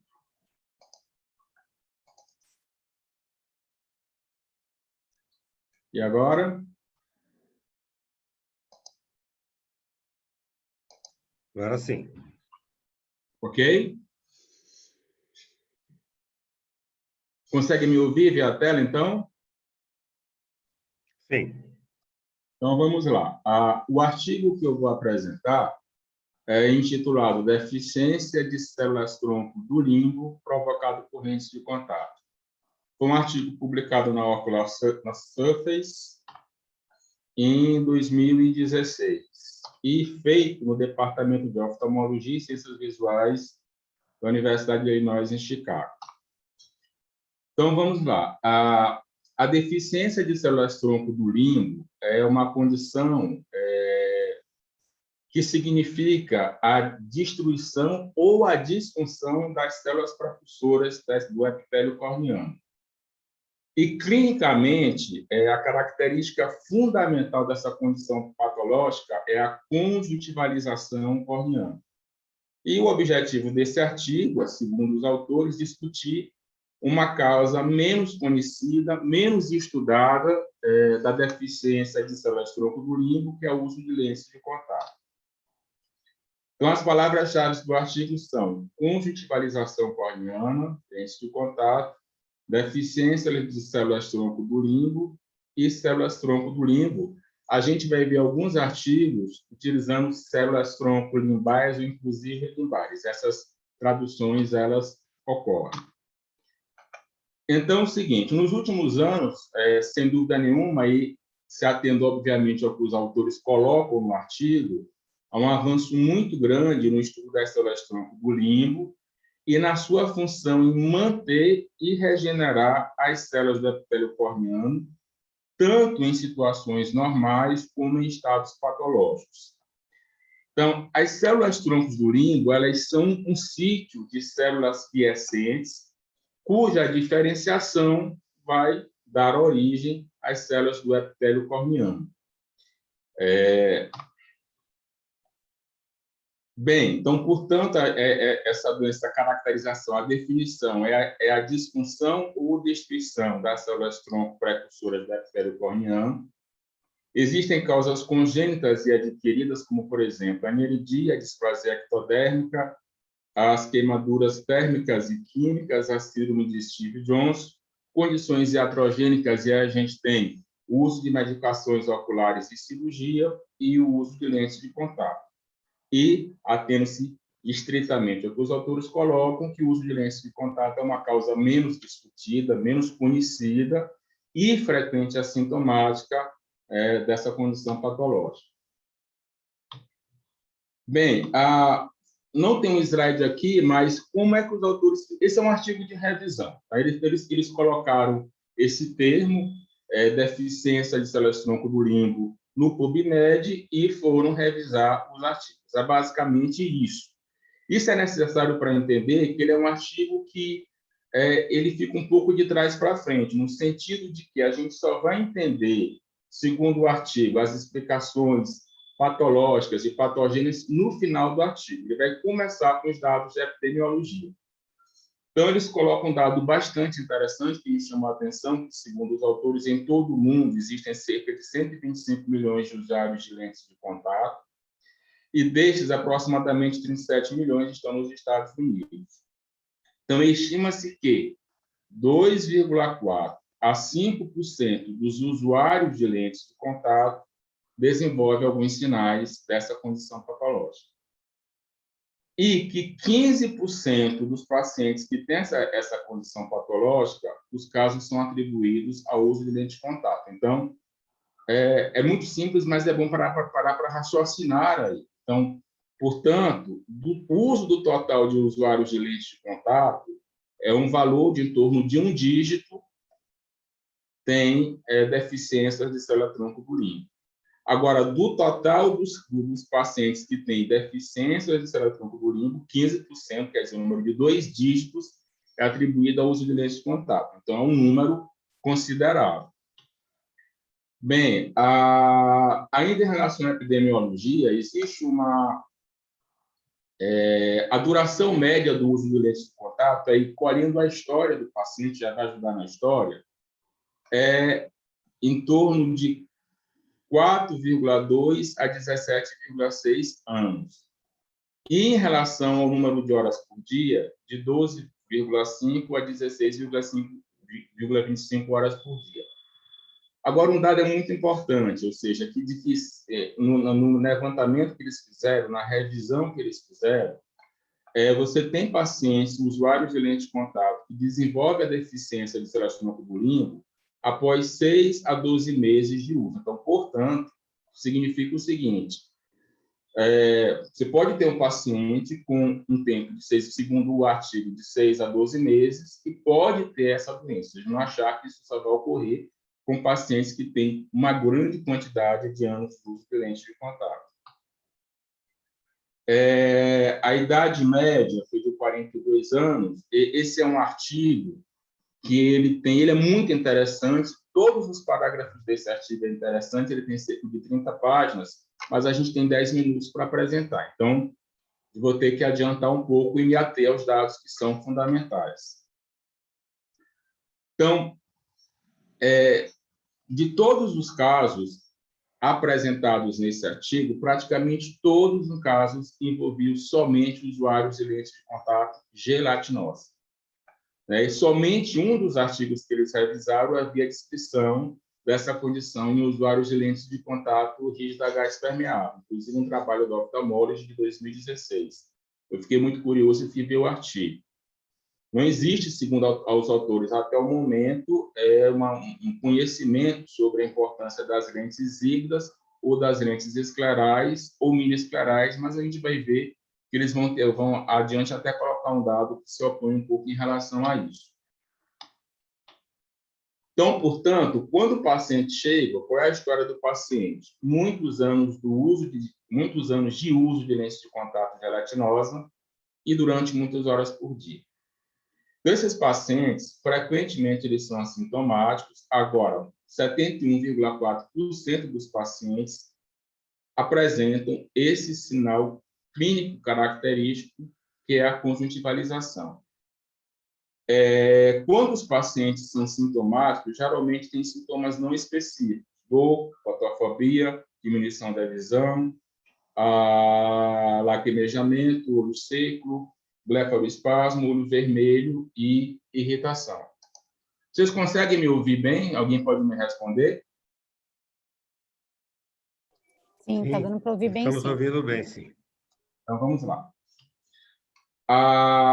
É importante no exame físico desses pacientes de uso de lente de contato fazer a eversão da pálpebra superior, porque a localização mais comum é no limbo superior, mas essa doença ela pode ser parcial e total, ou seja, em relação a todo o limbo corneano.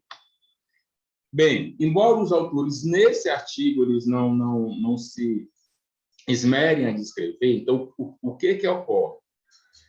Pode ocorrer uma destruição do que ele chama de barreira de células-troncos do limbo, e aí a conjuntiva vai invadir a córnea, provocando esse sinal chamado de esse sinal clínico, que é a conjuntivalização. Bem, então, o que ocorre no exame? Então, vai haver pontos que se colhem-se tardiamente pela fluoresceína e que são mais opacos, porque senão é o epitélio corneano normal, ao lado de regiões de epitélio de córneas normais. Então, inicialmente, é um padrão punctado. Agora, esses pontos eles podem falecer e formar linhas, e, posteriormente, quando há um acometimento de todo o limbo, provocar opacidade de linhas que se confluem em toda a córnea, dando um aspecto espiralado, um aspecto em folha. Aqui nessa figura D, simplesmente chamar a atenção para que o sítio de localização mais comum é o limbo superior. Daí a importância nos pacientes de se fazer a eversão da pálpebra superior.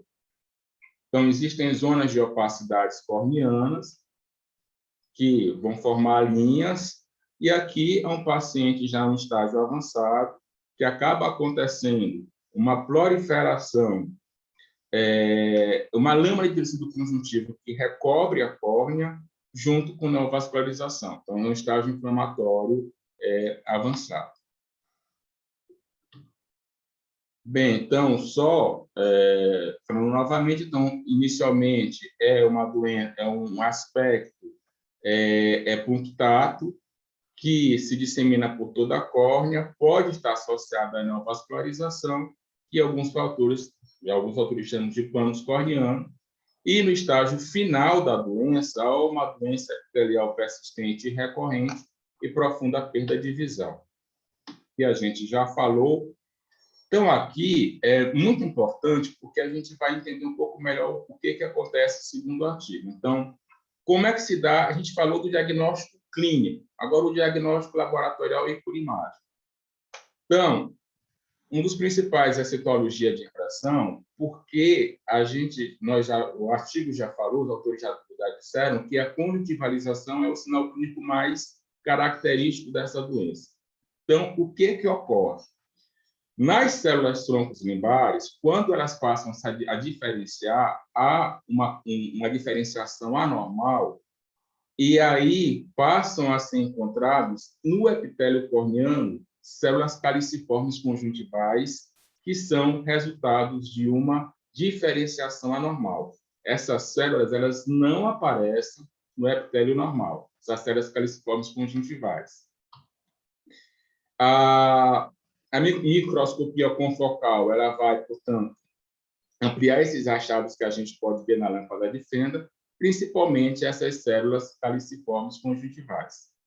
E uma importância da microscopia confocal é que, ela dá uma informação sobre a severidade da doença. Então, ela é útil tanto no diagnóstico como no acompanhamento clínico dessa condição patológica. Então, aqui ele vai mostrar células globosas, que são essas células caliciformes conjuntivais, ao lado de células normais do epitélio corneano. Bem, a gente já está com uma avançada, então eu vou tentar ser mais breve agora. Não existem marcadores clínicos específicos em relação à patogênese. Então, esse é um slide fundamental. Então, o que acontece? O dano da lente de contato, nessa região limbar, onde está o sítio dessas células, ela pode fazer com que ocorra uma diferenciação anormal dessas células progenitoras, dessas células quiescentes, levando à formação dessas células caliciformes conjuntivais no epitélio corneano, que vão dar essa opacidade do epitélio, que é a característica clínica fundamental. Então, é isso, basicamente, o conteúdo principal desse artigo. E, em relação à patogênese, ela é, portanto, multifatorial. E o que acontece? Várias questões. Então, primeiro, todas as alterações de filme lacrimal que podem acontecer em usuários de lente de contato. Segundo, o trauma da própria lente de contato com a região limbar. O uso dos pacientes de soluções de manutenção de lentes de contato. No passado, estava muito associado ao timerosal, mas o timerosal já foi tirado do mercado. Mas essas soluções que a gente usa para manter as lentes de contato, elas podem provocar uma série de alterações no filme lacrimal, como, por exemplo, de osmolaridade. Isso associado à hipóxia que uma lente de contato pode provocar e inflamação. Então, todos esses fatores podem levar a essa deficiência das células tronco do limbo. Eu não vou me ater agora em relação à questão do tratamento, mas a gente pode falar disso durante a discussão, se alguém desejar, né, pela questão do tempo. Então, portanto, a conclusão do artigo é que as deficiências de células troncos do limbo são uma condição menos indústria por lente de contato. Ela é menos discutida, ela é menos estudada, frequentemente assimétrica e assintomática. Então, podem ver como uma apresentação subclínica, que acontece particularmente em usuários de lentes de contato gelatinosa. A patogênese não é completamente determinada, mas certamente é multifatorial. E o tratamento médico consiste basicamente de descontinuar o uso de lente de contato, restabelecer a função do filme lacrimal e diminuir a inflamação. Então, é basicamente isso que os autores tentam esclarecer com esse artigo. Então, era isso. Obrigado.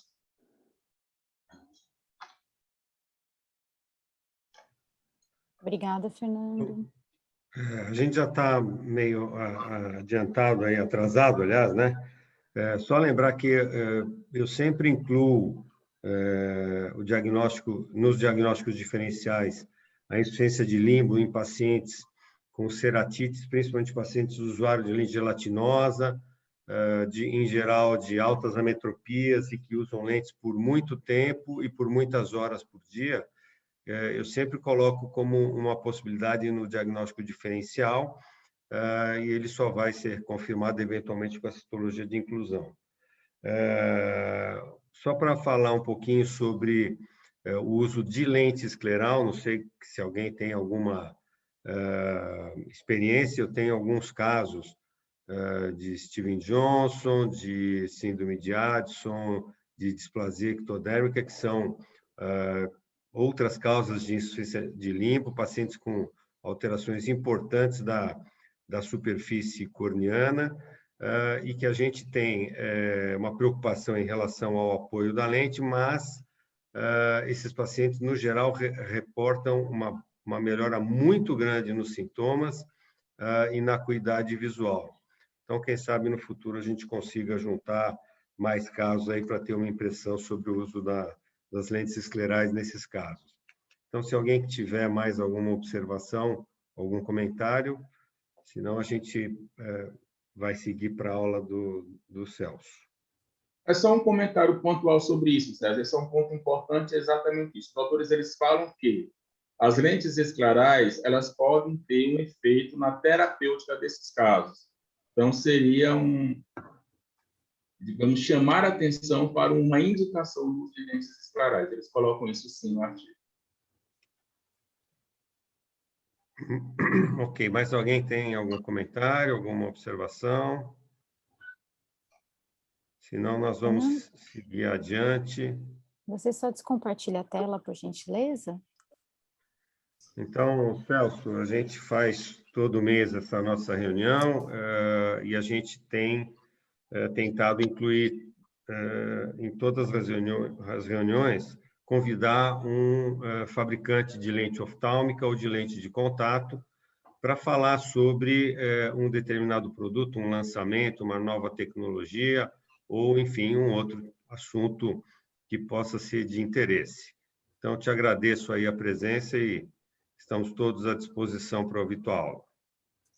Ok, César, obrigado. Eu que agradeço aí o seu convite feito à Roya. E gostaria de colocar algumas coisas para vocês sobre a lente SYNC, né?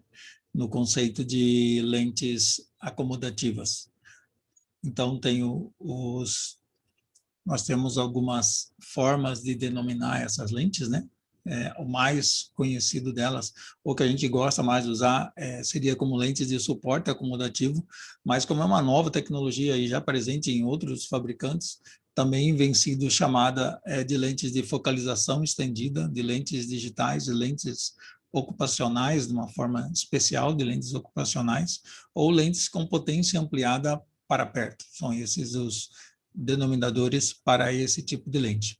E aí, nesse sentido, a gente teria como a correção dessa lente? Basicamente seria, nessa grande área, praticamente a correção de longe, pode eventualmente eu fazer também isso aí para dar um suporte maior para perto, mas o correto seria no grau de longe, e uma pequena potência ampliada praticamente no quarto inferior dessa lente. Então, se tornando uma lente bastante aceitável, os pacientes normalmente não têm queixas com esse tipo de lente, e para a lente SYNC nós teríamos 3 considerações para ela, 3 oportunidades de prescrição.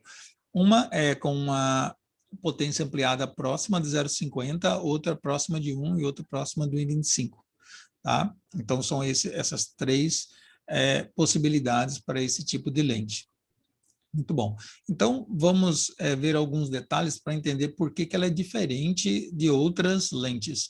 Então, a primeira distinção que a gente quer fazer é com lentes regressivas, que, na verdade, nas lentes regressivas não temos o poder de longe, então já ficou diferente dessa nossa proposta desse tipo de lente. Tem, na verdade, uma área intermediária grande e uma área de perto grande.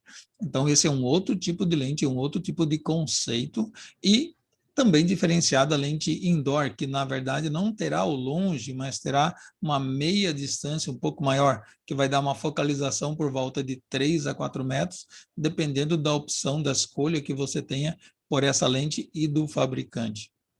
Muito bom. Então, entendendo isso, a gente vai ver mais ou menos para um caso onde o paciente tenha essa prescrição, e aí ele vai fazer o quê? Quando ele precisar dessa potência a mais, ele vai até esse local de perto e consegue ter uma focalização melhor para alguma tarefa, principalmente quando eu tenho essa tarefa excessiva, causando normalmente astenopia. Então, um caso simples, um paciente de 30 anos com astenopia de perto, e já usavam óculos de +2 e tinha refração estática de +2. A amplitude ainda de acomodação desse paciente 6,5 era normal, mas a sua exigência diária fazia com que ele tinha esse desconforto, essa astenopia para perto, muito uso da visão. Então, com isso, uma lente 5 para esse paciente, ela teria 2 nessa grande área de longe e somente esse 2,5 embaixo para quando ele tivesse alguma atividade que normalmente lhe causa desconforto, ele poder com facilidade chegar até ali, relaxar um pouquinho mais a sua acomodação e conseguir completar a sua tarefa diária, que pode ser por trabalho, por lazer, por qualquer coisa nesse sentido. Mas a gente vê algumas considerações sendo feitas em relação a será que lente de suporte acomodativo pode interferir alguma coisa no início da presbiopia? Bom, vamos ver alguns detalhes, e um desses detalhes a gente pode tirar do livro básico de ótica e refração do CBO, e aonde a gente pode observar que no capítulo relacionado com presbiopia, nenhuma menção é colocada a se eu uso um pouco menos ou um pouco mais acomodação. Para isso ter alguma relação, eu teria que encontrar, normalmente, em quem usa muito acomodação, uma presbiopia mais tardia, ou em quem usa pouco acomodação, uma presbiopia mais precoce. Isso não é relatado em nenhum lugar do mundo. Mas a gente tem algumas relações, e isso já aparece aqui, para a gente, relacionado com a exposição à ultravioleta. Nesse estudo muito bem documentado, um estudo já antigo, 79, americano, mostra que nas regiões mais ao sul dos Estados Unidos, ao norte dos Estados Unidos, melhor dizendo, 44 de média de idade, e enquanto a gente vê na região sul dos Estados Unidos, próximo de 42,9. É uma pequena variação aqui do início, porque é uma média da população, e vocês vejam que isso já acontece com relação à exposição ou não à ultravioleta. Isso no Brasil também é visível. Mas a gente, na verdade, só observa essa variação relacionada com a acomodação, mais precisamente relacionado com a idade, o passar dos anos. Essa tabela proposta por Donders é uma outra tabela. A Samantha mostrou muito bem a tabela de Duane, outra tabela clássica. Duane, apesar disso, ele aponta que nessa fase já não tem quase nada de acomodação, mas aqui uma tabela mais antiga mostrando que poderia chegar até os 75 anos. Foram métodos um pouquinho diferentes de medida de amplitude de acomodação que pode ter gerado essa diferença encontrada. Mas, hoje em dia, praticamente não se usa mais tanto o conceito de amplitude de acomodação, e sim o conceito de tolerância acomodativa. Mas, nesse sentido, nós temos que entender que isso não é um cálculo matemático, não é um cálculo óptico para chegar a esses valores. Isso são definições relacionadas com a prática clínica. E o Dr. Arley muito bem conceituou isso aqui no começo dos anos 2000, mas nós temos que lembrar que naquela época a gente não tinha esses excessos próximos como a gente tem hoje, e talvez alguns valores um pouco menores que esses devam ser a média atual que a gente encontra nesses pacientes que usam muito a visão. Então, essa consideração, a gente tem que pensar nisso, e às vezes a gente não tem uma ametropia no longe para colocar nessa situação. Então, a gente tem que lançar mão desses artifícios para dar um maior conforto para os pacientes. Agora, um outro medo que as pessoas têm de acontecer isso, eles relatam ou eles associam com uma outra coisa que é totalmente diferente, que seria quando eu tenho uma prescrição de um óculos para perto. Observe que isso é totalmente diferente. Quando eu prescrevo um paciente que está começando a presbiopia, começou ali com a sua adição de 1 e eu prescrevo 1 grau para perto, ele não tem a opção nesse momento de relaxar. Ele todo o tempo ele vai estar nessa forma, aliás, não relaxar, usar mais a sua acomodação. Ele todo o tempo vai estar com esse grau na sua frente. E não é o mesmo princípio da lente acomodativa, pois na lente acomodativa ele está com o seu poder de longe na maior área, em uma pequena área inferior, que ele não é obrigado a ir lá, ele só vai se ele normalmente sente algum desconforto. E é isso que os pacientes relatam para a gente quando eles usam esse tipo de lente. Então, o último caso, só para exemplificar para vocês e finalizar, uma paciente de 39 anos, uma agente administrativa, né, acenopia no período da tarde e à noite, nos últimos meses, né, tem um óculos de mais 0,25, né, uma boa acuidade visual, tanto de longe quanto de perto, até mesmo sem a correção óptica, né, e na sua amplitude de acomodação ainda dentro da normalidade, e a refração com ciclo, a gente fala assim, nós vamos encontrar mais aqui, com certeza. Encontramos apenas mais 0,50. Mas ela tinha um detalhe importante, porque além de trabalhar às 8 horas do dia, ela estava começando a fazer uma pós-graduação à noite, nos últimos 2 anos. E essa pós-graduação à noite, que era o ponto X da questão, ela trabalhava muito e depois de começar a fazer isso, lógico, é muito esforço acomodativo para esse paciente. Não está presto ainda, mas está chegando lá e está sentindo a necessidade de uma ajuda a mais. Né? Pediu 2 vezes, os 2 colegas falaram, não, seu óculos está certo, segue aí. Então, a gente propôs para essa paciente o quê? Uma Roya Sync 3, que vai ter um pequeno aumento de perto e vai se comportar dessa forma. Prescrevemos o total que ela precisava, 0,50, e nessa parte de perto complementou o grau dessa paciente. O que aconteceu? Acabaram-se todas as queixas, o paciente usou esse óculos tranquilamente, resolveu o seu dia a dia, resolveu sua pós-graduação, já acabou a pós, já voltou e está de boa. Voltou até a ter menor necessidade do óculos. Isso não é obrigado a usar, usa de acordo com o seu esforço visual. Muito bem. Um estudo interessante com 80 pacientes que usaram esse tipo de lente, metade deles usaram, metade não, mostra que esses pacientes estavam satisfeitos ou muito satisfeitos, a grande maioria dos pacientes, próximo de 80% dos pacientes. Muito bem, era isso que eu queria passar para vocês. Muito obrigado pela atenção. Estou aí para, se tiver alguma pergunta aí. Obrigado. Muito obrigado, Celso. Alguém quer aproveitar, fazer alguma pergunta, algum comentário? Eu queria fazer uma pergunta. Vocês estão me escutando bem? Sim. Bom dia, doutor Celso. Eu queria só tirar uma dúvida que pode ser até boba mesmo. A gente tem que ter a preocupação com esse tipo de lente, assim como a gente tem quando a gente prescreve um multifocal em relação à posição da tela que o paciente está usando, já que esse suporte é mais inferior, ou isso não importa muito? Poderia até ter, mas nesses casos, como você vai prescrever pouco, normalmente a tela do monitor, por estar numa distância intermediária, não vai ser a hora que ele vai esforçar mais.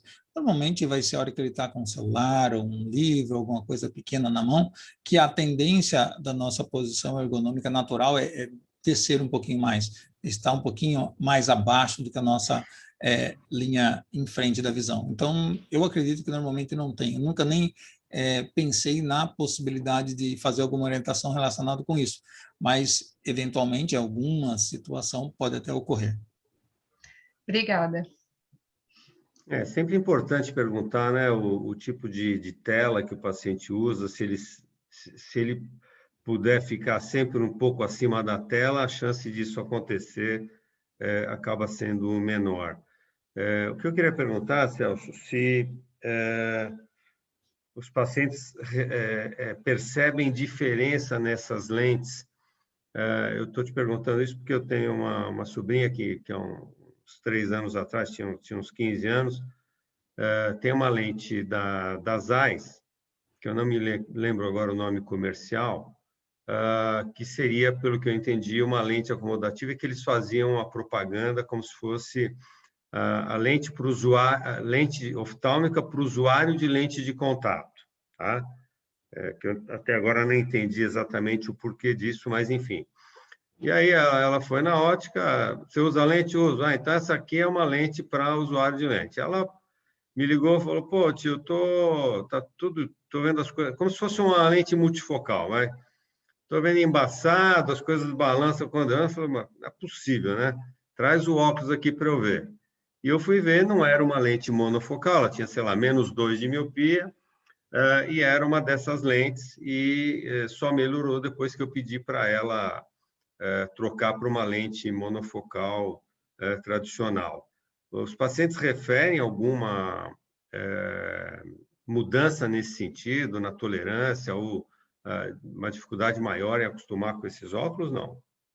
Sim, podem referir, sim, César. É muito importante que seja esclarecido para o paciente, principalmente quando você não escolhe a 5, né? Se você escolher uma maior, aí você vai ter esse cuidado maior. Por exemplo, se for a 9 ou a 13, essa variação de poder acaba sendo maior. E aí, logicamente, não teremos essa variação somente naquele 1/4 inferior. Ela vai ter que começar um pouquinho antes, senão você tem uma mudança muito abrupta de poder, e isso gera um desconforto para o paciente.